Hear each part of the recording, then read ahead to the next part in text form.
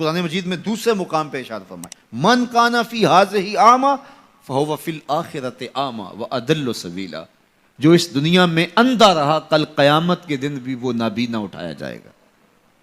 دنیا میں اندھا رہنے سے کیا مراد ہے؟ اس نے اپنے مقصد زندگی کو ہی نہ سمجھا۔ 60 سال کی، 70 سال کی، 50 سال کی زندگی عطا کی گئی تھی، یہ زندگی کیوں عطا کی گئی ہے؟ وہ منصوبہ بندی اس دنیا کی زندگی کے لیے تو کرتا رہا، سویر سے شام تک، شام سے سویر تک لگا رہا جی میں اپنا مستقبل ٹھیک کر رہا ہوں۔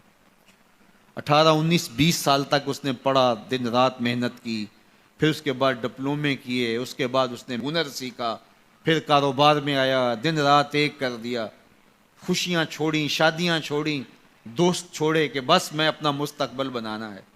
30 سال کی زندگی میں اس کا مستقبل سیدھا ہوا، 45 سال کی زندگی میں بیماریوں نے حملے کر دیے، 50 سال کی زندگی میں انتقال کر گیا۔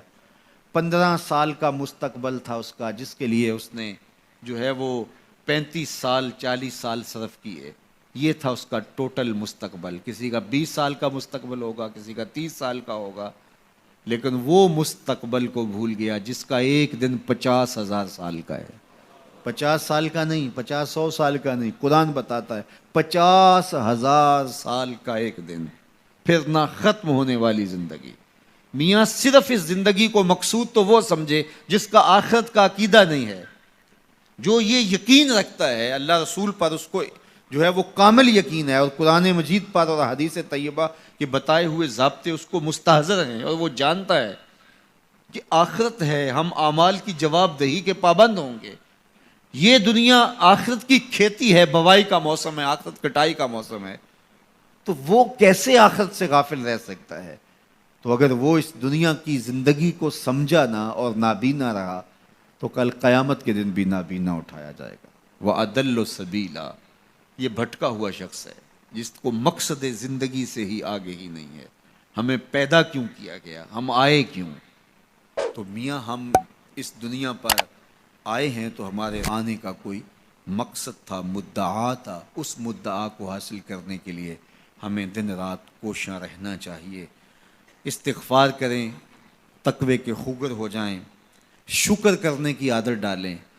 جو شکر کرتے ہیں اللہ تعالیٰ ان کو اور زیادہ عطا فرماتا ہے۔ اس طرح دوسروں کی پریشانیاں دور کریں، اللہ آپ کی پریشانیاں دور کرے گا۔ بانٹنے کا مزاج پیدا کریں، آپ کے پاس جو بھی ہے بانٹ دیں، علم ہے تو بانٹیں، خوشیاں ہیں تو بانٹیں، آپ کے پاس دولت ہے تو لوگوں کے دکھ اس دولت سے دور کرنے کی کوشش کریں۔ جب آپ بانٹنا شروع کر دیں گے تو آپ کا رب آپ کو عطا کرنا شروع کر دے گا۔